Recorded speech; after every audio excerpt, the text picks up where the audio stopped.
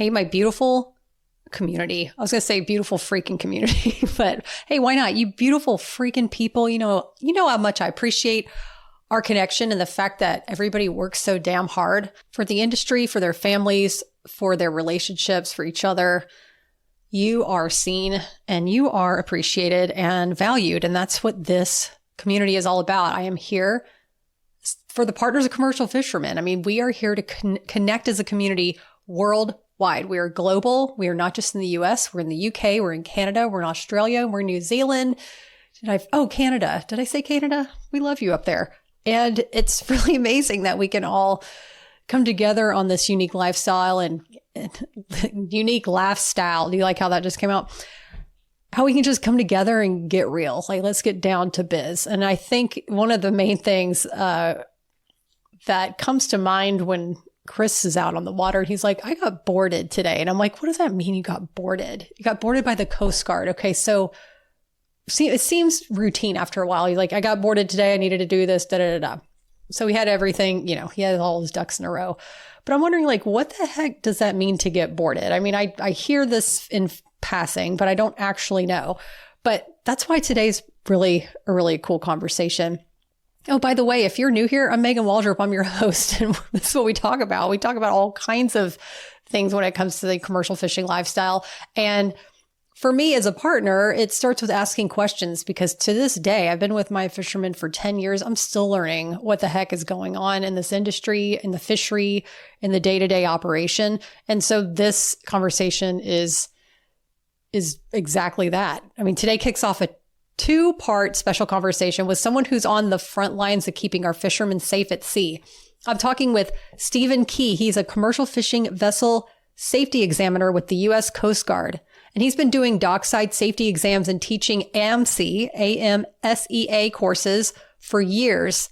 And he actually reached out after hearing our episode about our go-to safety gear company, Kent Safety Products, which was such a great conversation with Len Nelson. Really broke down how PFDs are made, what's the best one to choose for your fishermen, and how to find them, which, by the way, you can go to kentsafetyproducts.com to do that. And so Steven heard that conversation, and he wanted to say thank you for bringing awareness to talking about life-saving gear. And I totally appreciate that. And that's when I knew we had to get him on the show. In part 1, we talk about the biggest safety gaps he sees on fishing vessels and why fishermen still seem resistant to using gear that could save their lives, and how partners and families, people like you and me, can actually play a big role in encouraging safer habits on board. And Steven was so sweet and transparent that he said, it's no problem if fishermen just want to text me a photo of their life raft just to see if it's secured correctly on their board. I'm like, oh, really? Any fisherman? Okay. So he ends up giving his phone number. You can literally text him a photo. He's not going to call the Coast Guard on you or anything and be like, this fisherman has their safety gear's not on correctly. No, but he's just there to be like, yeah, that's on correct. Or, oh, you got to tweak it here. You can literally text him. That's why I really love this conversation, because we get down to biz. It's eye-opening, it's empowering, and honestly, it's a must listen for anyone who loves a fisherman, which is every single one of us listening here. So without further ado, let's dive in. I'm Megan Waldrop, host of the Partners of Commercial Fishermen podcast, an extension of an online community for partners to connect and feel less alone. Our podcast invites fishermen, family, friends, and supporters of the industry to learn, laugh, vent, and hear stories about this incredibly unique way of life. What do you say? Let's dive in.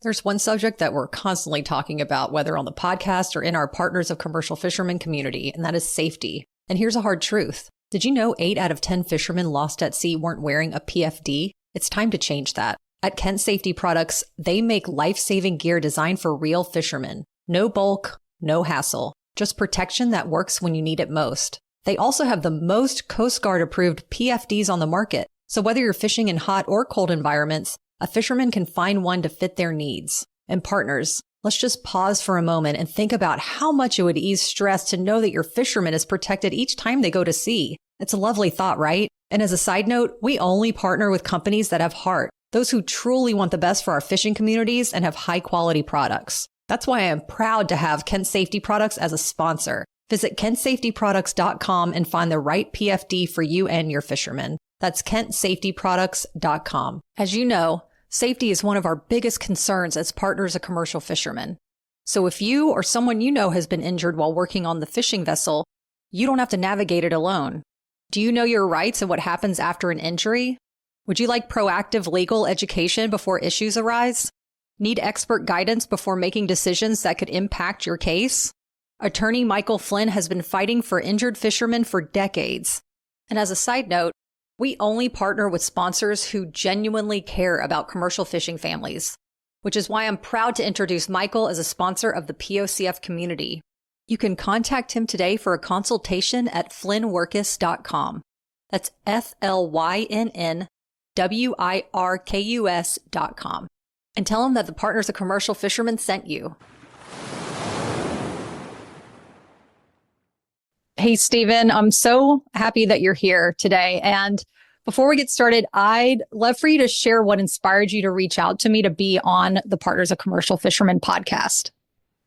Well, thanks for having me on here. I really appreciate you discussing safety, for the partner and family support of safety of the fishermen. That's really a positive thing for sure.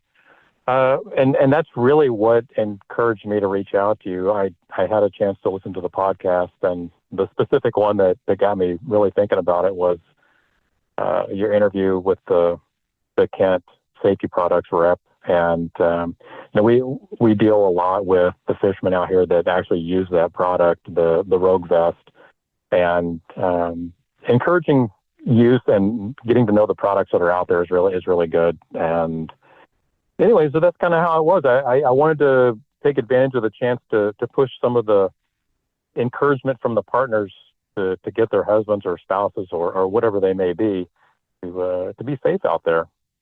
Absolutely. Well, thank you so much for listening and reaching out. And I love that it was with one of our sponsors, Kent Safety Products, because they really do have an incredible array of safety gear out there and the most Coast Guard approved gear on the market, which is helpful since you are a Coast Guardsman. Is that the correct term, Coast Guardsman, by the way? It is. Yeah, I'm technically a civilian employee. I did my active duty time, and now I'm just a regular old government employee. Nice. Well, thank you for your service. And where are you coming in from? Where are you located? I work at the Air Station, now Group, it was formerly Group, and it was formerly Sector, and now we're back to a base, North Bend, Oregon, which is in the vicinity of Coos Bay, North Bend area, for anybody that knows the Oregon coast very well. Oh, okay. Yes, I know that area is beautiful up there. And so you mentioned that you were in more formally within the Coast Guard, and now you're with your safety examiner, correct? And I wanted to know, how did you first get into that line of work? And also, I'd like to know, how does your job differ now than what you did before? Well, when I was active duty, which was about 23 years, I enlisted back in 1989, and then I retired in 2012. You end up doing a lot of different things. You rotate through, and you're on different platforms, on patrol boats, large cutters, small boat stations, or wherever you might be assigned to. And from the commercial fishing side, I was a boarding officer, and that was really something I didn't really like to do. I like being out there, making sure that they had their equipment and all of that, but it was more of a hassle, quite honestly, for the fishermen to have the boarding officers come on board. And it's kind of it's kind of tough to go on and interrupt their livelihood to make sure that something like a turtle excluder is hanging correctly in a net, which is what I primarily did. So anyway, what's different now as a civilian employee, I started doing this job in 2012 when the exams became mandatory. And it's so different because I'm helping someone get into compliance with, there's no penalty. We come on board, we help somebody figure out what do they need to be in compliance. And I don't rotate. I'm here. I cover the same territory that I've been covering since I got here. And it's completely different because rather than a chance that you meet somebody on a boarding, which they're not typically happy to see you there anyway, here, I have no authority to go on board a boat if somebody doesn't want me there. So they are inviting me to be on board their boat, which is a totally different thing to begin with. Uh, but then it's different too, because you get to know people. You go back to their boat every couple of years, or you'll see them as you're walking down the same docks you've been walking down. And I've been here long enough to see people now, not only just their kids, but even grandkids of the same family, which is really just, it's completely different than it was when you're active duty and you're constantly moving. You know, every 2 to 4 years, I know you are from a military family, so you know what I'm talking about. It's a little different as a civilian. You get to actually know people quite a bit better. Yeah, that makes sense. And thank you so much for your service. First of all, just anything military touches my heart, and I deeply appreciate everybody who serves our country. So thank you for your service. 23 years. That's legit career. This is long. Yeah. You're in it. That's great. Yeah. Well, thanks for that. I appreciate it. Absolutely. And so I love that you say that you also are seeing generations of fishing families. And that just really hits home on our conversation today, which is making sure that the families and especially the partners know how important their influence is in getting their fishermen in safety gear. And I know why, as partners, that we're passionate about keeping fishermen safe, because we want our loved ones to come home. But I'd love to know, what's the one thing that keeps you passionate about helping fishermen stay safe? Well, it's kind of the same thing. I'll share one personal story. It's completely different than the fishing vessel thing, but I was actually injured while I was underway on a cutter, and my wife got a phone call, and it was, you know, kind of like the telephone game where you're getting the wrong message by the time the person receives what's actually going on. And she was under the impression that I was knocked unconscious, that they didn't know what was going on, and it was really a lot worse on her receiving end than what was actually going on with me. Now, I did get legitimately hurt. I'm not saying I didn't. Yeah. But the reaction with that, and it kind of helped me realize what is happening at home versus what's happening to the person that's out there.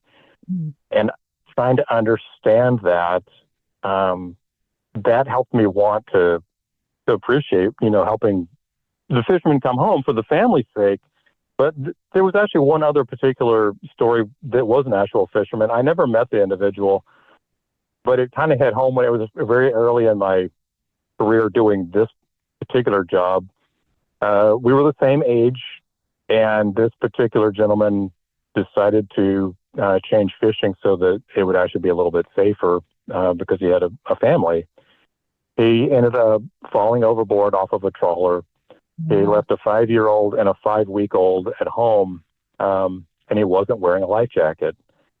And it really hit home that it's like, well, you know, what does it take to convince somebody to wear a life jacket? And I just can't imagine, you know, that was quite a few years ago. So these young ones now have grown up most of their child life without their, you know, their dad. And it's those kind of stories, and the fact of how my wife was, you know, kind of given that bad information and, you know, totally freaking out at home, you know, not really understanding what's going on. And fortunately for me, I was okay. But just the compassion for the families at home, I don't know. It's really kind of hard to say.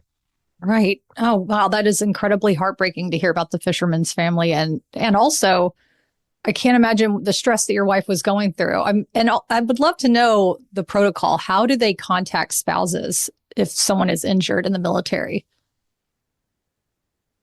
Like, how was she getting the wrong information, I guess, is what I'm wondering. How is it trickling down? Yeah, I'm not really sure exactly, because back then we were up in the islands up in the Washington state area, and I got tossed out of my rack, and I ended up, I was injured, and she got the call, and I think it was just not whoever took the call over the radio, you know, from the cutter to the command center. It probably just didn't come across, or there was some unknown at the time, because they, you know, what's happening real time isn't necessarily going to get relayed exactly to the person who's going to take that call. And that person taking the call is probably not the person who's going to call the wife or whoever at home. And I think that's probably how it happened, to where she got bad info, but they really didn't know what the status was. Mm-hmm.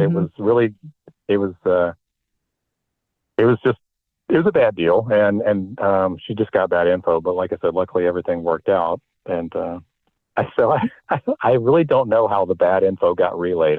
I don't know. I never did find that out. Yeah, no, I understand. And human error, the game of telephone, as we know, Right, it's exactly. Yeah, fallible I within think that's itself. probably what it was. Yeah, wow. And before we go further, I'd love to know, was your wife, did she belong to a like Coast Guard spouse support group? Was that available for Coast Guard spouses? There are some of those, and this particular unit was a small patrol boat. It only had 10 people on it, and it was kind of isolated from other Coast Guard. So it wasn't really in an area large enough without going to a larger city to have a full blown spouses club. They knew each other and they interacted. At that particular time, it wasn't really an official group. It was more just, socializing as spouses of the crew.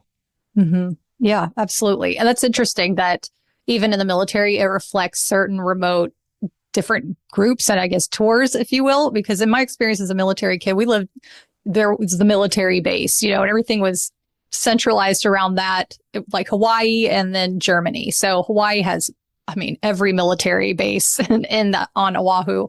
And then Germany, I went to DOD school. So it was like the compound of having that military life, which was amazing.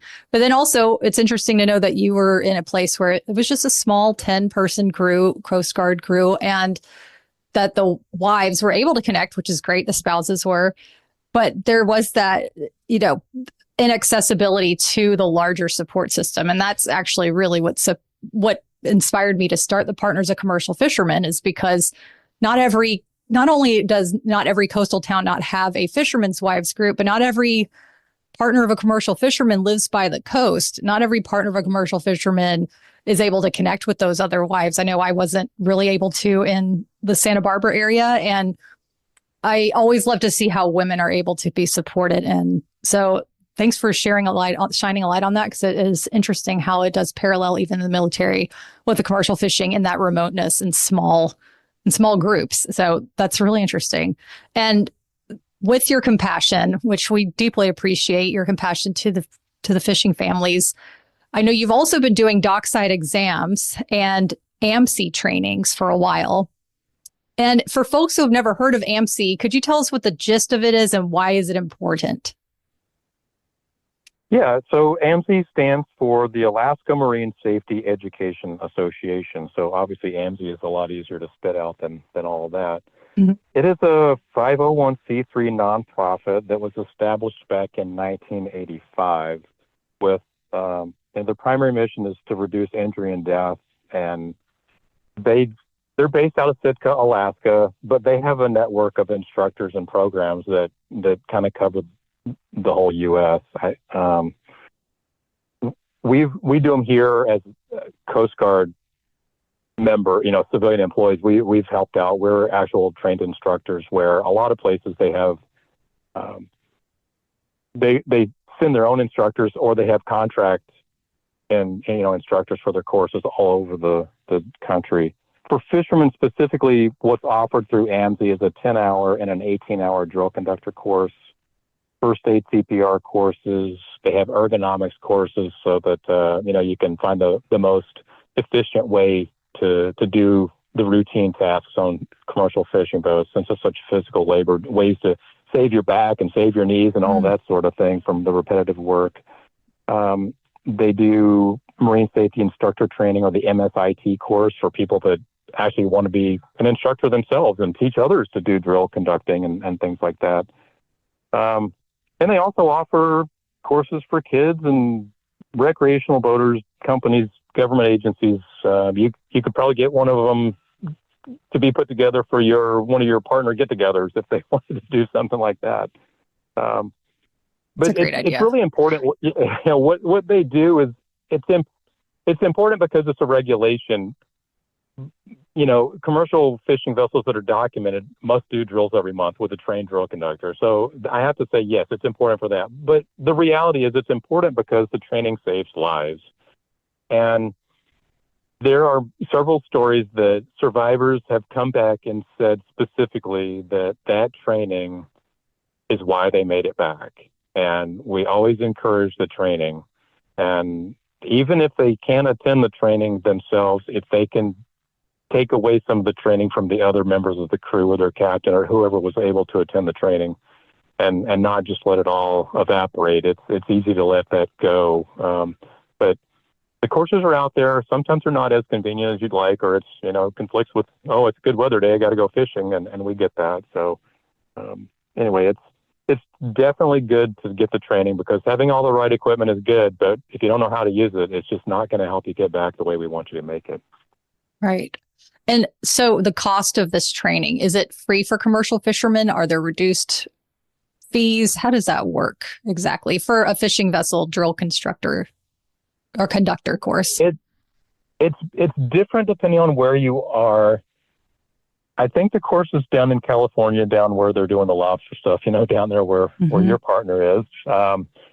Most of those have a fee associated with it, and it is typically a reduced rate from a non-commercial fishing participant.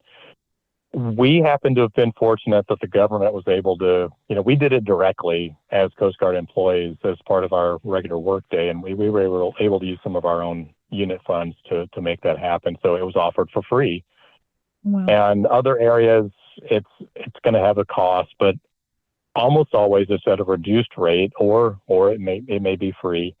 But one thing I wanted to point out is that with all of the cuts to the federal budget and the different agencies are taking those hits, these other groups like AMSI and other offices that have been able to take advantage of grants to offer those trainings at free or reduced cost, they're taking major hits, and they're not going to be able to do that. AMSI's budget for Alaska is running out July 1st, and for the rest of the country, it's in September. And, that's something that if you have somebody who's had a chance to take advantage of that, we highly encourage them to please go on and support that. They have some information on their website of how you can, it's basically going on and showing your support for, justification of why they should keep receiving funding. And you can just fill out something online and it will really help them out, hopefully, because otherwise the cost is just going to get passed on to the fishermen. Right. And so if anybody's listening and they want to participate, the website is amsea.org. So it's amsea.org. And on that note, too, whether the courses are free, a reduced rate, or will eventually, maybe if they are at a higher rate, it is worth your life. Your life is worth any kind of training you can get to save your life. That's the other thing. It's like, oh man, it's another fee. It's like, no, this is literally how to keep you alive. And can you put a price on that? So I really appreciate you talking more about that. And on that note too, is there any other kind of trainings or checkups that fishermen can do that might be overlooked that people aren't, utilizing as best as they could? There are definitely a lot of things out there, and it's going to depend on what region they happen to be located in. There are different organizations and family groups and things like that. The university extension offices, a lot of times they offer different training courses. Depends on, where you are. One thing I would say is, we as examiners are able to provide a lot of training. We are not all instructors. So I'll just throw that out there. So don't hold it against an examiner if they say they can't actually provide, classroom training. However, we all know how the equipment works, and we know what the requirements are for you to have that stuff on board your boat. So I can't commit everybody else to being able to do this because of their location or their particular schedules.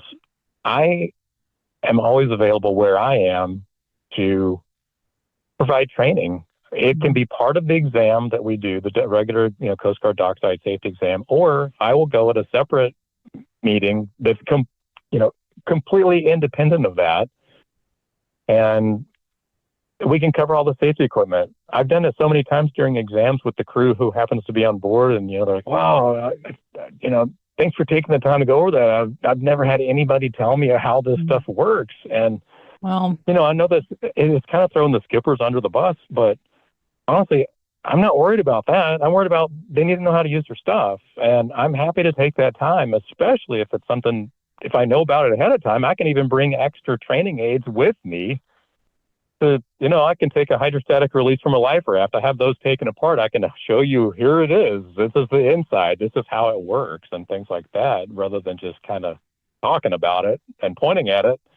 I would say we are a good free resource. And then, of course, you always have the things like the YouTube videos and things like that. It's not obviously the same quality because you can't ask a question or something like that. But AMSI has a lot of good training videos for refreshers or to help somebody who's a newbie that, maybe they haven't had a chance to go to the class, but they need to know, well, what do I need to do if a helicopter is going to come pick somebody up? Or how do I run the dewatering pump they're going to deliver if we're taking on water? And those videos are out there. And I know that a lot of, watch a kitten playing with the ball videos are out there, and those are a lot of fun. But, you can spend some time other than TikTok, watching guys doing stupid things. You can actually watch some training videos and learn about this stuff. Yeah. Also, anybody on TikTok that wants to make training videos, put them out there as if that's where the people are looking at it. Yeah. Because that's interesting, though, just thinking about the Wild West of commercial fishing. I think of my partner looking for a deckhand every year and what that looks like. It's literally talking to a fisherman. Hey, do you know any deckhands? How much training do they have? Do they have any experience? Okay, great. You kind of roll the dice, hope the person's going to work out and sticks with you for the entire season.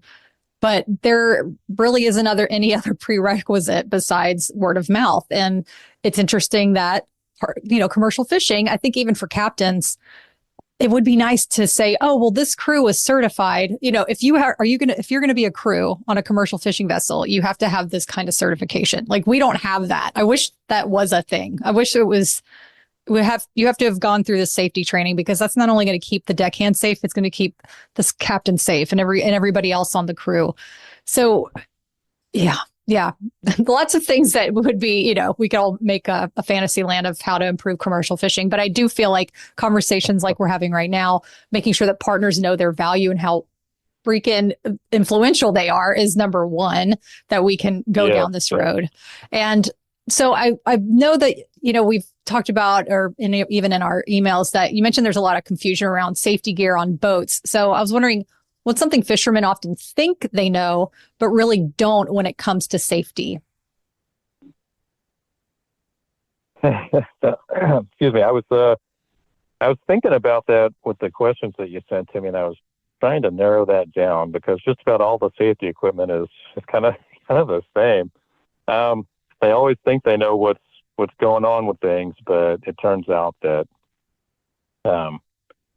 they really don't. And it's a little frustrating that they don't take it seriously enough sometimes. But anyway, I'd narrow it down to two things. I'd say the life raft and the EPIRB. The life raft, most of the boats have a hydrostatic release attached to their life raft, and when the raft has to get taken off annually to get serviced, and it comes back, and it's a hassle to get to and to put back up on top of the house where most of them are. And the old captain who's on the boat doesn't want to do it anymore. It's hard to get up there. It's a lot of work, and they'll send some new guy up there, and it's not hooked up correctly. And typically, when it's hooked up incorrectly, it's hooked up in such a way that if the boat were to sink with nobody getting to the raft in time, it would pull the raft down with the boat. Mm-hmm. And that's not ideal. There are, they have a built-in weak link, but you have to hook it up the correct way. And that is probably one of the most common deficiencies that we find. And unfortunately, it's, one of the most dangerous ones. And even people who have taken the class, we get it. There's a lot to do when you're fishing. There's a lot of stuff to keep track of.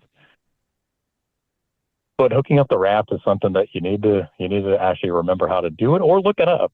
There are YouTube videos of that. And quite honestly, if somebody were to text me a photo of theirs hooked up and say, hey, is this right?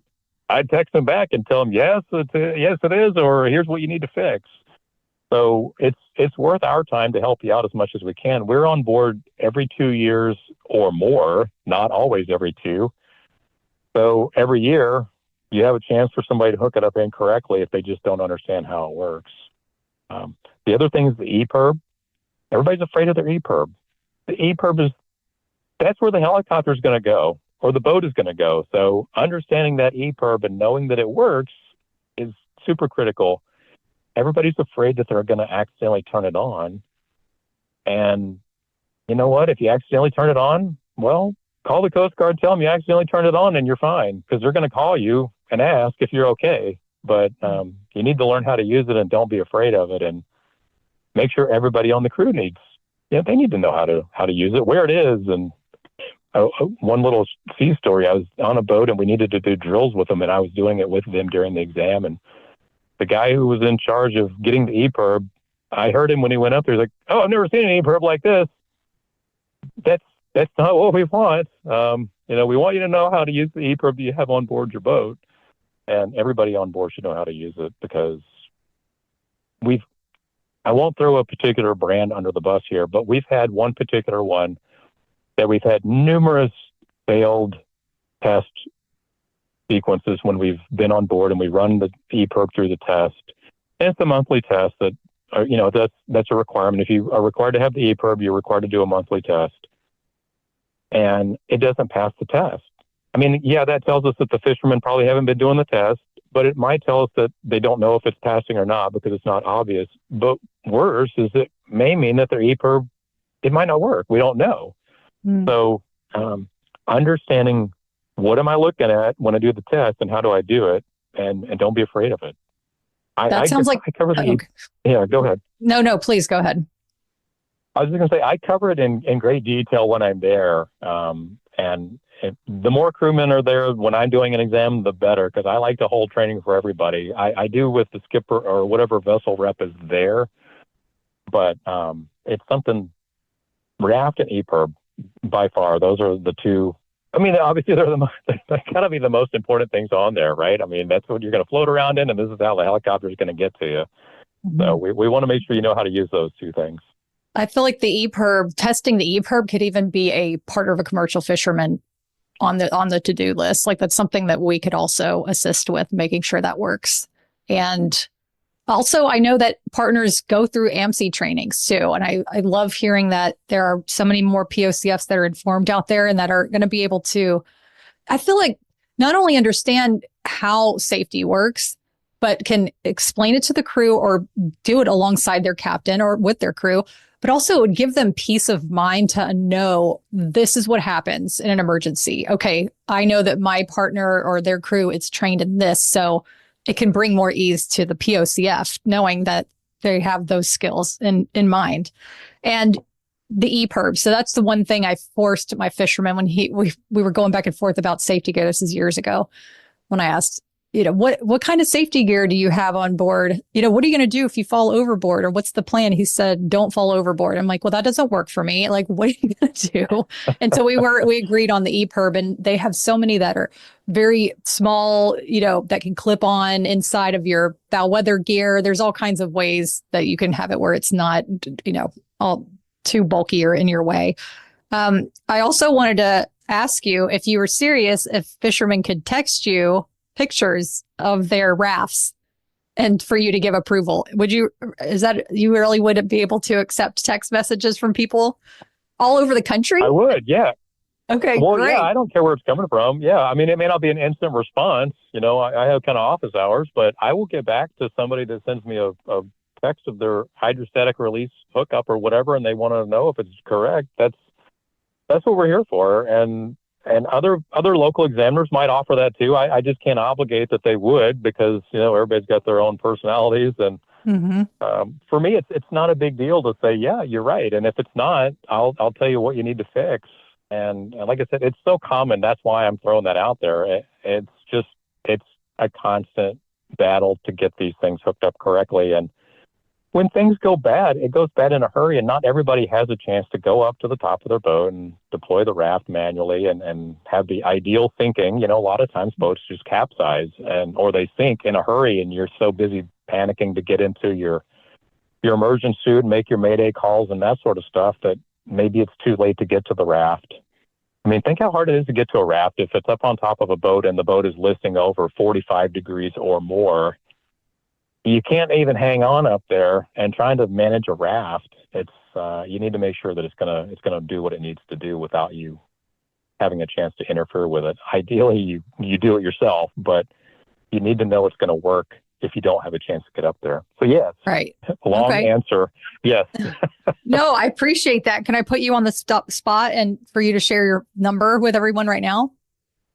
Oh, sure. Yeah. It's 503-957-4794. Yeah. And that's my government issued work phone. Okay, great. I'm going to put that also in the show notes. And thanks so much for your transparency and your availability. That's awesome. That's it for today. Thank you so much for listening to part 1 of my conversation with Steven Kee from the U.S. Coast Guard. I hope it gave you new insight and maybe a little encouragement that we can keep continuing those conversations with our fishermen to keep them safe in a way that actually sticks. But we're just getting started because in part 2, Steven breaks down what really happens during dockside safety exams, how AMC trainings can save lives, and the one thing he wishes every fishing family knew. It's honest, it's helpful, and it's coming your way next week.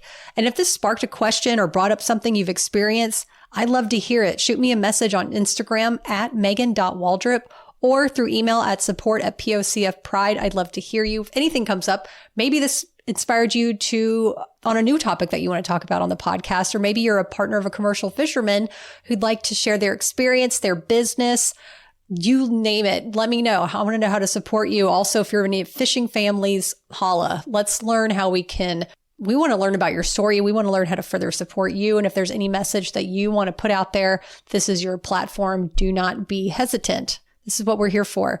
Until then, stay grounded, stay connected, and thank you for being the anchor at home. With love and POCF pride. Until next time. Thank you so much for listening. To support our community, I'd so appreciate it if you'd tap the subscribe button to this podcast or write a review. And if you're a POCF who wants to connect further, go to POCFpride.com for weekly vlogs and to learn about opportunities to join our private communities. We'd love to have you.